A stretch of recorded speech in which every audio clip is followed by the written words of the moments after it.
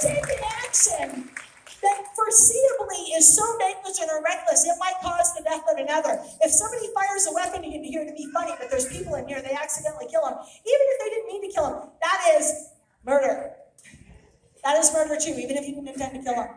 And I'm going to say what everybody else is not saying. Governor Kate Brown, if you were in my jurisdiction and I were a cop or a prosecutor, I'm not licensed in your state, but if I were, I would be hunting you down on murder charges. And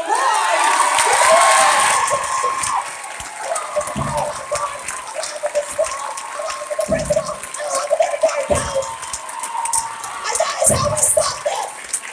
That is how we stop this. Every cop, every prosecutor needs to start arresting these people. That is what we need to do. That is what we need to do.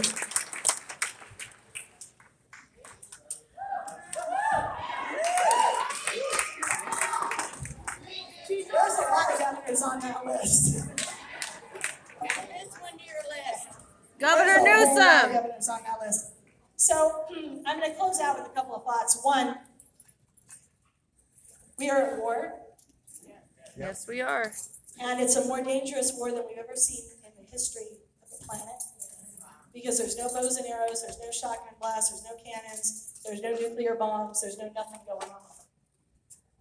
But it is a war nonetheless. We are in the middle of a Marxist takeover. Yep. If you've listened to my other speeches, I'm not going to do it here tonight. We are all the way through all the steps that Stalin and Hitler and the Khmer Rouge in Cambodia used, the final step of which is extermination and other things. And I'm going to leave it at that because I know we have some younger people in the audience, and we cannot let it get any farther than it already has. So I want you every day, when you are brushing your teeth and before you brush your hair, to look in the mirror and say two things. One, we're at war. We're at war. And two, what the heck am I going to do about it right now? What am I doing about it? Not what are you doing about it? Not what is he doing about it? What am I going to do about it? Because each and every one of us can fight this war down. And let me tell you something. You start with your county boards and your school boards and your cops. Yep. They can make any bad rule they want, but if the cop won't enforce it, it doesn't matter. By the way, thank you to our constitutional sheriffs who have not been arresting us for bringing oxygen. And who have not arrested us for leaving our house to celebrate Christmas at Grandma's during the lockdown. And who have not arrested people for paddleboarding in the middle of the Pacific 10 miles from the nearest human being. Thank you for that. But what you started was good, but it ain't enough 15 months in. You need to quit standing down in the face of bad orders and start standing up and arresting the people who are making them. Yeah. That is what needs to start happening if you're a cop.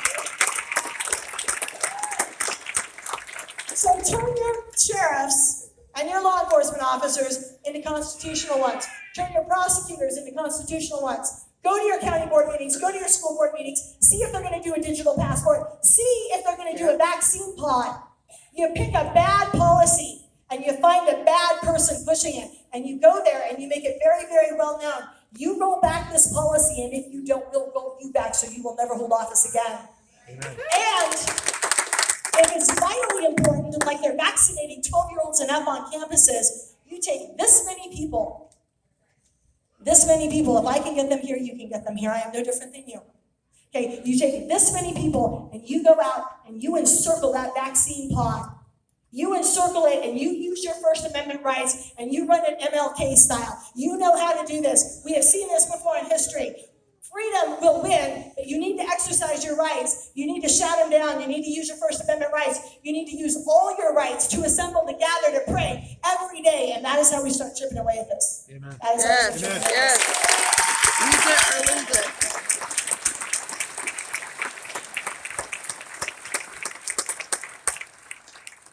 So this country, in case you haven't forgotten, and I'm sure you haven't because it's almost 4th of July, this country was born not in a time of peace. This country was born in a time just like this. This country was born in a revolution against tyranny. Yes. That is how we were born. It is in our DNA. And I have no doubt that she would fight another one if she had to. But she won't have to. Because today is the day. This summer is the season Right now is our moment to start standing up and being the leaders that we have been waiting for. To start standing up and protecting our children who aren't going to have a future if we don't ensure it. And in that manner, we tell every man who went before us, from the Vietnam vets to the World War II guys like my grandfather, who stood on the deck of the USS West Virginia on December 7, 1941, and watched as it sank out from under his feet because it was bombed out from under him by Japanese suicide bombers. And then he swam through water was on fire. These are the men that ensure that you and I can sleep, you and I can have babies, you and I can come to a house like this and pray. Amen. And these are the men that we have come out. That's right. This is the summer that we said, we will never sell the freedom out that you guys are bringing right now. Not ever. God bless you. God bless this country. Thank you guys. Thank you guys. You got it.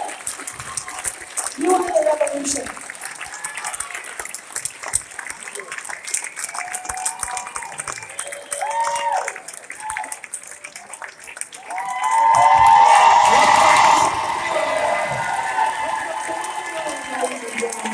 Stone. You guys, give Sasha Stone a round of applause. Fight for freedom.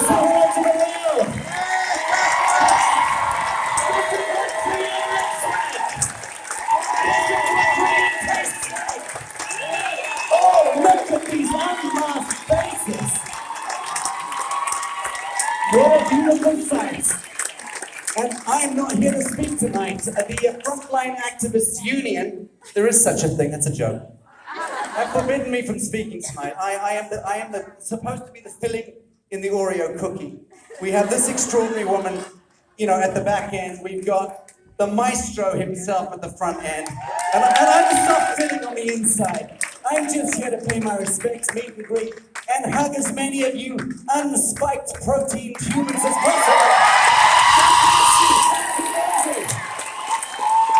Yeah. Guys, so what we're going to do right now is two things, if you guys are okay with it.